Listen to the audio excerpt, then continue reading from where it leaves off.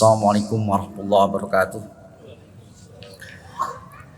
Innal hamdalillah nahmaduhu wa nasta'inuhu wa nastaghfiruh wa na'udzu billahi min shururi anfusina wa min sayyiati a'malina may yahdihillahu fala mudhillalah wa may yudlil fala tajida lahu waliyyan mursyida.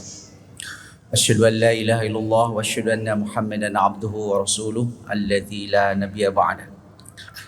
Wa qala Allah Ta'ala fi kitabihil karim wa huwa asdaqul qailin a'udzu billahi minasyaitonir rajim walladzina yaquluna rabbana hab lana min azwajina wa dhurriyyatina qurrata a'yun waj'alna lil muttaqina imama.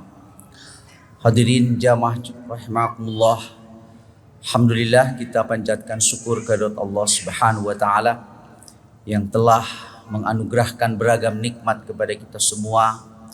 Kita semua diberi nikmat kesehatan oleh Allah Subhanahu wa taala. Mudah-mudahan kita dapat mensyukuri nikmat Allah yang telah diberikan kepada kita. Dan mudah-mudahan amal ibadah kita pada hari ini diterima oleh Allah Subhanahu wa taala sebagai amal soleh. Amin ya rabbal alamin. Hadirin jamaah rahimakumullah. Ayat yang tadi disampaikan termaktub di dalam Surat Al-Furqan ketika Allah Subhanahu wa taala memberikan deskripsi dan informasi kepada kita mengenai hamba-hambanya yang memiliki karakteristik khusus, yang oleh Allah Subhanahu wa taala hamba-hamba yang memiliki karakteristik seperti itu diberi julukan sebagai ibadur rahman. Sebetulnya itu adalah sebuah julukan yang sangat terhormat yang diberikan oleh Allah Subhanahu wa taala, karena Ar-Rahman itu sendiri sejatinya adalah salah satu dari asma Allah Subhanahu wa taala.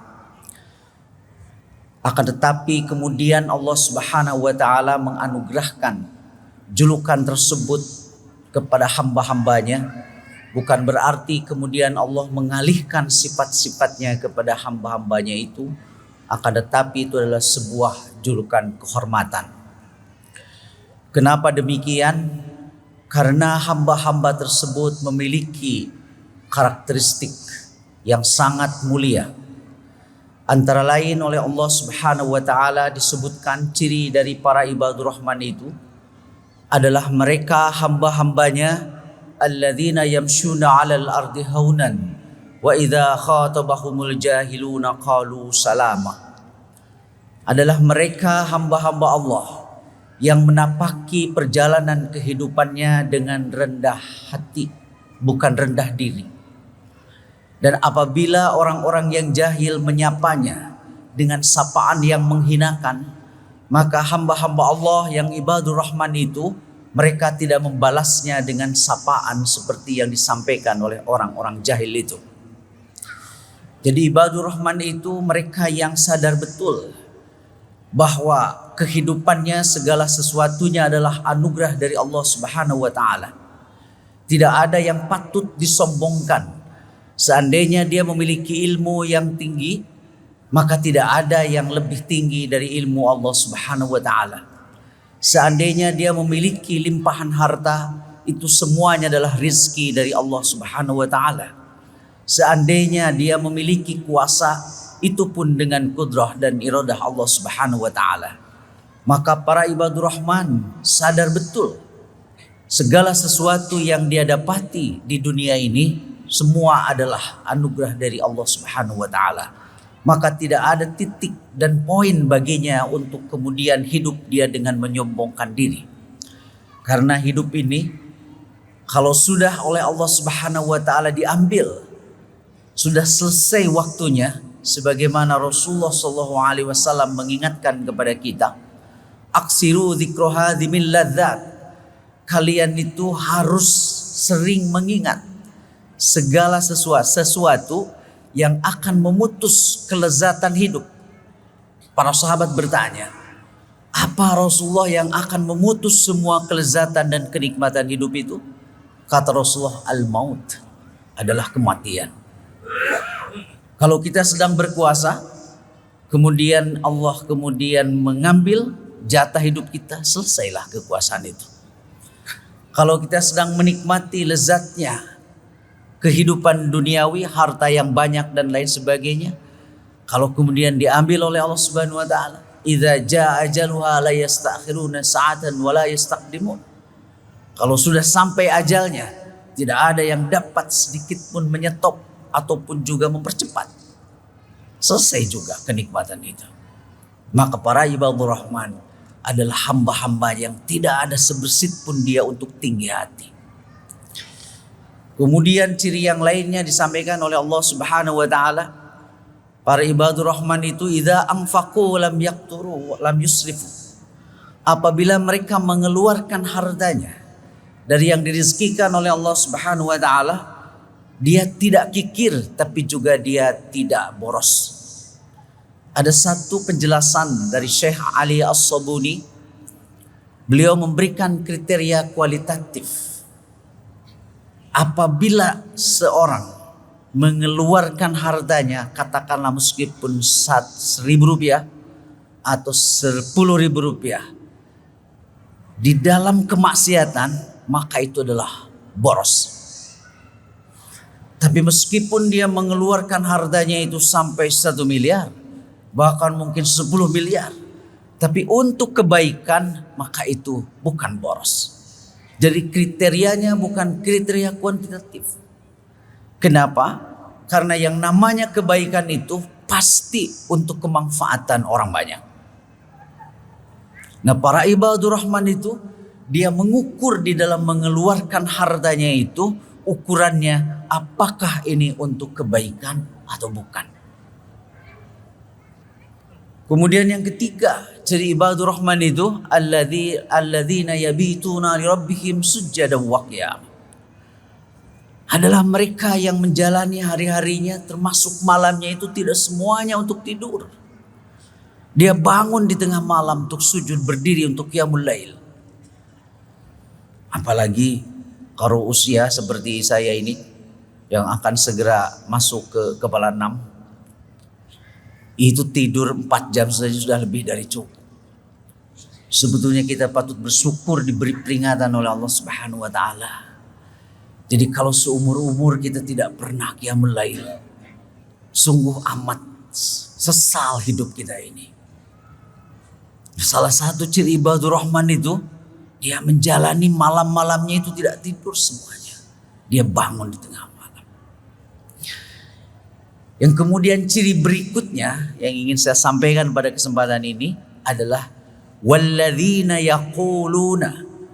Dan ibadur rahman itu adalah mereka yang senantiasa berdoa, Rabbana hablana min azwajina wa dzurriyyatina qurrata a'yun waj'alna lil muttaqina imama.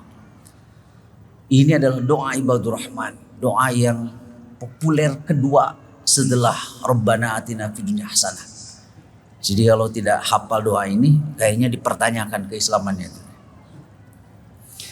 Ya Allah, anugerahkan kepada kami semua dari pasangan-pasangan kami dan turunan-turunan kami yang memiliki karakteristik sifat qurrata a'yun.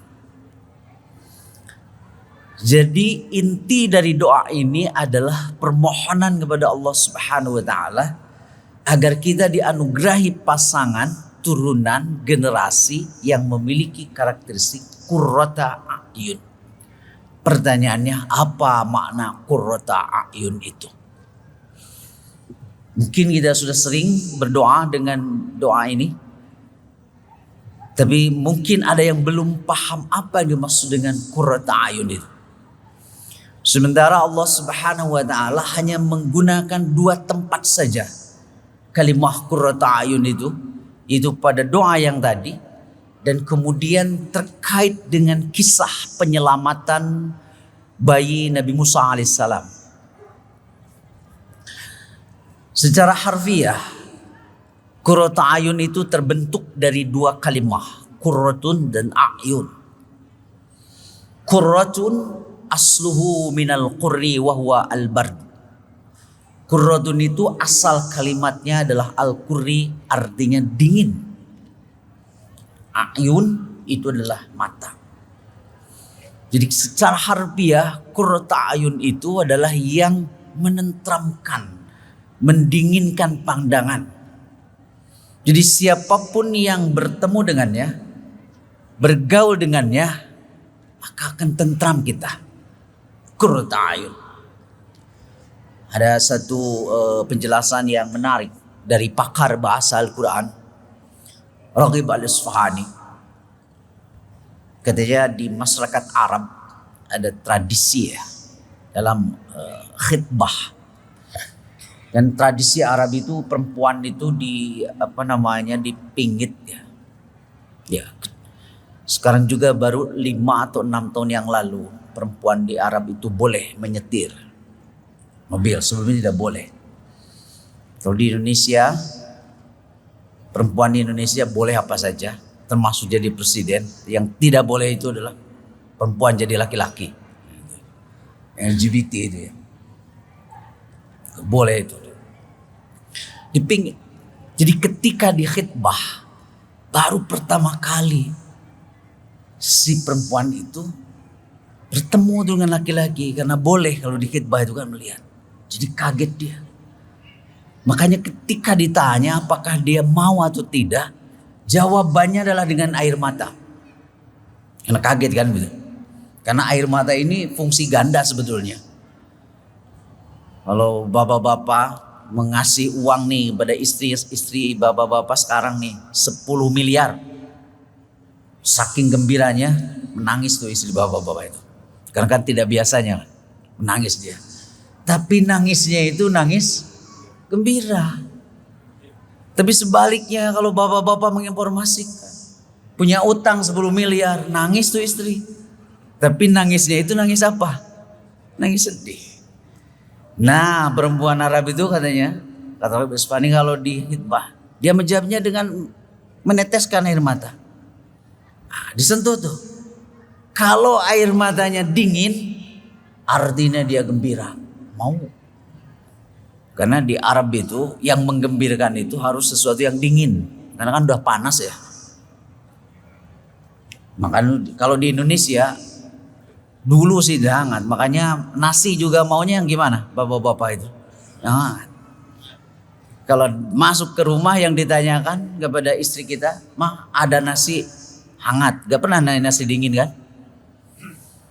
Rumah juga, rumah yang bagus itu rumah yang hangat. Keluarga juga keluarga yang hangat. Di kita itu kecuali satu aja yang dingin di kita. Tapi kalau dalam bahasa Sunda begini, nanti terjemahkan, cik ayat duit tiis gitu. Nah, maksudnya uang dingin, maksudnya uang kita pinjam bayarnya kapan begitu itu ya. Kalau di bank tuh uang hangat. Nah, kalau pinjam pribadi, jika dialah ayat duit tiis. Maksudnya dia pinjam, tapi bayarnya kapan saja kan itu. Enak sekali kan, dingin bagi kita, tapi meresahkan bagi yang dipinjami. Nah gitu. Nah tapi kalau disentuh tuh, air matanya hangat, berarti sedih dia. Dan dia tidak mau terima lamaran itu. Nah makanya itu qurratun. Jadi yang menenteramkan. Berarti doa itu adalah permohonan agar keluarga kita, pasangan kita menjadi yang memberikan ketentraman kepada semua. Jangankan kawan, lawan pun menjadi suka. Ketika lawan suka kepada kita, itu adalah kemenangan yang sebenarnya. Kalau kawan menyukai kita, itu mau pasti. Jadi qurratu ayun itu jangankan kawan, lawan pun menyukai. Makanya Abdullah Yusuf Ali, dia adalah pelopor penerjemah Al-Quran ke dalam bahasa Inggris. Dia menulis The Holy Quran Translations and Commentary pada tahun 30-an. Dia menerjemahkannya dengan qurratu ayun itu captivating. To captivate artinya mencuri. Jadi qurratu ayun itu orang terpikat. To captivate, visually pleasing. Jadi siapapun yang melihat pleasing, merasa tentram kan begitu. Captivating. Bahasa lainnya darling. Makanya darling itu suka diartikan pacar. Bahasa ininya kabogoh. Kalau kita sudah suka, tidak ada hal-hal negatif yang ada. Meskipun kata orang lain jelek, tapi bagi yang menyukainya itu adalah kelebihan. Nah, jadi qurrata ayun itu semua yang ada di dalam dirinya itu tidak ada yang melihatnya itu sebagai sebuah kejelekan, keburukan, tentram, qurrata ayun. Yang kedua, bapak-bapak, ibu-ibu, kata qurrata ayun itu dipakai ketika Allah Subhanahu wa taala mengisahkan kepada kita bagaimana Nabi Musa alaihissalam diselamatkan dari kekejaman Firaun. Di dalam surat Al-Baqarah kalau tidak salah Allah Subhanahu wa taala menginformasikan dan memberikan semacam tadzkirah kepada Bani Israel. Wa idh najjaynakum min ali fir'auna yasumunakum su'al adzab yudzabbihuna abna'akum wa yastahyuna nisa'akum. Hei orang-orang Israel, ingatlah ketika kami menyelamatkan kalian min ali fir'auna. Saya tidak menerjemahkan dari keluarga Firaun. Karena keluarga Firaun kan istrinya baik dia. Tapi saya terjemahkan rejim Firaun. Karena kan penguasa itu. Jadi rejim itu konotasinya negatif. Kalau penguasanya tidak adil, otoriter itu rejim. Tapi kalau pemerintahan secara umumnya biasanya terjemahnya administration. Gitu ya. Jadi min ali Fir'aun dari rejim Fir'aun. Yang antara lain kebijakannya adalah siapa saja yang melahirkan bayi perempuan, laki-laki harus dibunuh. Karena Fir'aun ketakutan. Kekuasaannya akan direnggut. Dan yang potensial merenggut kekuasaannya adalah laki-laki. Karena dia bikin tuh kebijakan itu. Fir'aun. Nah, Nabi Musa itu lahir pada saat kebijakan itu diberlakukan. Nabi Musa dari Bani Israel, sementara Fir'aun itu sendiri dia kan bukan Bani Israel, jadi mungkin bahasa Kipti gitu ya, Mesir kuno. Jadi begitu lahir itu bayi, bingung istrinya ibunya Nabi Musa ini mau bagaimana? Kalau dilaporkan pasti dibunuh. Nah, kalau kata bahasa Bandungnya nyanggakeun beheung tek-teken ya. Nah, itu susah diterjemahkan ya ke bahasa Indonesia. Artinya dia seperti menyodorkan untuk dibunuh di situ. Tapi kalau tidak dilaporkan, maka dia stres berkepanjangan. Jadi ibunya Nabi Musa itu berada pada situasi yang dilematis dia. Maka pada situasi yang sangat dilematis ini dan sesuai dengan janji Allah Subhanahu wa taala, pasti Allah akan turun tangan. Makanya dalam kehidupan di dunia ini kita tidak perlu khawatir karena masalah itu akan datang bertubi-tubi tiap hari kepada kita. Justru semakin pelik itu masalah, ya, maka memancing kita untuk ikhtiar terus dan Allah akan turun tangan memberikan ilham kepada kita. Kita kan gak terima wahyu. Maka Allah Subhanahu wa taala kemudian turun tangan dan dinyatakan dalam Al-Qur'an, wa auha ila ummi Musa, dan kami memberikan wahyu kepada ibunya Nabi Musa. Bukan berarti ibunya Nabi Musa jadi nabi sini. Allah berikan ilham agar si bayi Musa itu diselamatkan, masukkan ke tabut, ke peti, kemudian lemparkan aja ke sungai Nil. Itu skenario Allah Subhanahu wa taala. Kalau skenario manusia akan pusing. Mau diselamatkan kok malah dilemparin gitu. Makanya kita kalau berdoa kepada Allah Subhanahu wa taala, serahkan sepenuhnya. Jangan kita berdoa tapi kita masih mendikte-dikte gitu. Ya. Jangan begitu, serahkan sepenuhnya kepada Allah Subhanahu wa taala. Ya. Maka ibunya Nabi Musa menyerahkan sepenuhnya. Dan akhirnya si peti itu memang oleh Allah diarahkan justru ke tempat pemandiannya Firaun. Skenario Allah, kalau otak kita ya gak rasional. Maka begitu sampai dibuka, ternyata bayi laki-laki. Kata Firaun, sesuai dengan kebijakan harus dibunuh. Disitulah Allah Subhanahu wa taala menurunkan pertolongan lewat istrinya. Lewat istrinya. Segarang-garangnya suami kalau yang mintanya istri ya udah. Bapak-bapak juga sama kan. Wa qalat imra'atu Fir'aun. Berkatalah istrinya Fir'aun. Qurrata 'ainil li walak. Nah, itu kata Qurrata. Ya, Pak, ini bayi sangat memikat pandangan saya. Pasti engkau juga terpikat oleh bayi ini. Qurrata 'ainil li walak. La taqtuluhu, jangan dibunuh nih bayi ini. Captivating ini.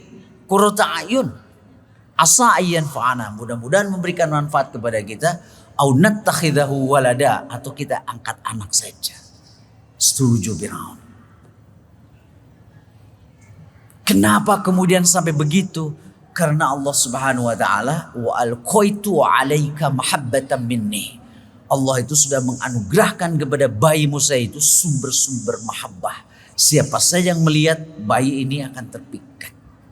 Jadi bapak-bapak, ibu-ibu ya, agar doa kita itu yang tadi setelah kita tahu maknanya ini terkabul oleh Allah Subhanahu wa taala, maka setelah kita berdoa kita harus dari mulai ucapan, perbuatan, segala sesuatunya harus dicintai oleh Allah Subhanahu wa taala. Supaya Allah Subhanahu wa taala nanti menganugerahkan sumber-sumber mahabbah kepada kita sebagaimana Allah berikan kepada bayi Nabi Musa. Jadi qurrata ayun itu singkatnya itu tadi. Jangankan kawan, lawan pun menjadi suka. Dan itu yang harus diperlihatkan oleh umat Islam sekarang. Dimanapun. Kan tidak semua orang Muslim itu bisa bertablik. Kalau yang tidak bisa menyampaikan, yang jelas pun menjadi tidak jelas. Apalagi yang tidak jelas. Gak usah memaksakan semua orang jadi mubalik. Tapi kita semua harus berdakwah. Kalau berdakwah itu tidak mesti dengan bicara. Perlihatkanlah kualitas kita umat Islam ini. Sekarang harus diakui kita berada pada situasi yang agak terpuruk. Dalam ilmu pengetahuan umpamanya, bapak-bapak ibu. Ini kalau ukurannya hadiah Nobel nih. Coba kita lihat. Pemenang hadiah Nobel itu kurang lebih 29 orang itu orang Yahudi nomor 1. Orang Yahudi. Termasuk yang nyiptain internet ini. Makanya kas kita memboikot produk Israel susah kita. Diboikot ini, aduh ini juga bikin Israel. Yang kedua sekitar 26 itu orang Kristen.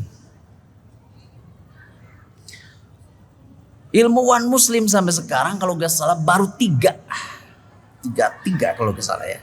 Satu Profesor Abdus Salam dari Pakistan, kemudian yang kedua dari Mesir.